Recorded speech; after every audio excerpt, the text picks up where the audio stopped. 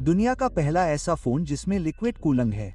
यह बहुत बढ़िया है। एयर कूलिंग और लिक्विड कूलिंग, वाह, इस बार इसमें बहुत सारे अपग्रेड हैं। Heat went, air inlet, air outlet और हेडफोन जैक। लिक्विड कूलिंग के साथ और बिना लिक्विड कूलिंग के परफॉर्मेंस की तुलना करते हैं, बेंचमार्क चलाते हैं। क्या यह वाटरप्रूफ है? मैंने इसे अभी पानी में डाला है। डिंग डिंग डिंग डिंग। वाटरप्रूफ और नॉन वाटरप्रूफ में यही अंतर है। यह जनरेशन वाटरप्रूफ नहीं है। चलो, ये चलते समय काला नहीं होगा, है ना? इस 11 Pro Plus में अंदर कोई बुलबुले नहीं हैं, जिससे साबित होता है कि यह अभी भी वाटरप्रूफ है। अगर आप इसे डालते हैं तो इसमें बुलबुले बनने चाहिए। ठीक है, हो गया। पिछली जनरेशन का स्कोर 3.14 मिलियन था और इस जनरेशन का स्कोर 4 मिलियन से ज्यादा है। ये कमाल है। हे भगवान, क्या अब इससे भी ज्यादा बेंचमार्क वाला कोई फोन है? सिर्फ इस जनरेशन में बेहतर कूलिंग और परफॉर्मेंस के अलावा कई और क्षेत्रों में भी अपग्रेड किया गया है। ये रहा फिंगरप्रिंट सेंसर। पिछली पीढ़ी के ऑप्टिकल फिंगरप्रिंट सेंसर को अल्ट्रासोनिक से बदल दिया गया है। अल्ट्रासोनिक फिंगरप्रिंट अनलॉकिंग से आप गीले हाथों से भी फोन को अनलॉक कर सकते हैं। गलती से इसे बंद कर दें,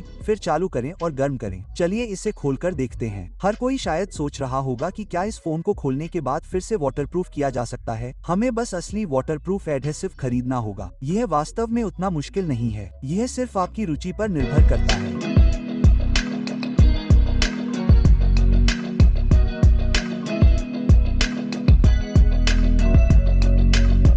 वाह, डिंग डिंग डिंग डिंग। यह सब ओरिजिनल वाटरप्रूफ एडहेसिव है। असली वाटरप्रूफिंग को बहाल करना कोई समस्या नहीं होनी चाहिए। ठीक है, अब हमने बैक ग्लास हटा दिया है।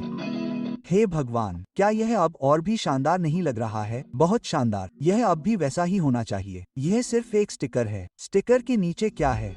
वाह, स्टिकर पूरी तरह से निकल जाता है, जिससे पता चलता है कि वाटर कूलिंग एरिया अविश्वसनीय रूप से बड़ा है। स्टिकर के बिना ये और भी अच्छा दिखता है। देखिए, क्या यह स्टिकर थोड़ा अनावश्यक नहीं है? यह फोन की खूबसूरती को पूरी तरह से छुपा देता है। यही तो कमाल है ना? हमारे आखिरी असेंबली के दौरान हमने इसे लगभग छुपा ही दिया था। क्या यह इस तरह से और भी शानदार नहीं दिखता? वाह, बहुत शानदार। अरे चलो, इसे अलग करना जारी रखते हैं।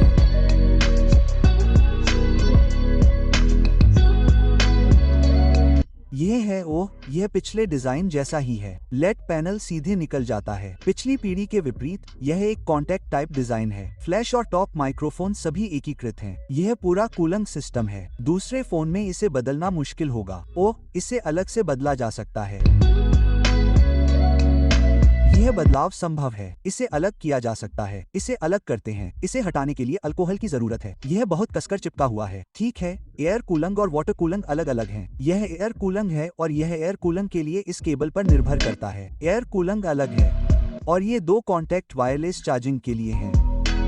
नीचे वाटर सर्कुलेशन मोटर है। चलो, इसे अलग से लगाते हैं। इसे अलग से लगाते हैं और चालू करते हैं। देखिए, यह अभी भी घूम रहा है। यह बदलाव बहुत आसान है। हमें वायरलेस चार्जिंग वाले हिस्से को अलग से निकालना होगा।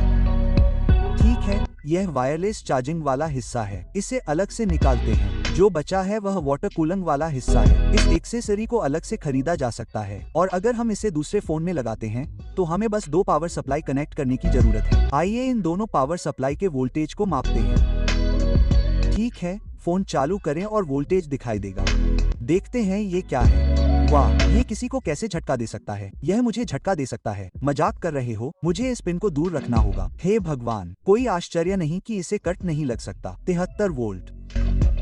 लोग वोल्टेज को 330 वोल्ट समझते हैं। 36 वोल्ट। यह थोड़ा अतिशयोक्तिपूर्ण है। यह बदलाव निस्संदेह अधिक कठिन है। यह बैटरी वोल्टेज को बढ़ा रहा है। बैटरी लगभग 4.5 वोल्ट है और इस चक्र को चलाने के लिए इसे 70 वोल्ट से अधिक तक बढ़ाना होगा। पहले बिजली काट देते हैं। आइए इसे खोलें और देखें कि बूस्ट सर्किटरी कैसे डिजाइन की गई है। ठीक है, मेरे निरीक्षण से मुझे लगता है कि इस स्पीकर में चार्जिंग पोर्ट के कारण बूस्ट हो रहा है। क्यों? क्योंकि अगर मदरबोर्ड वोल्टेज बढ़ा रहा होता तो एक केबल के लिए इस बिंदु तक 70 वोल्ट से ज्यादा सप्लाई करना लगभग असंभव होता।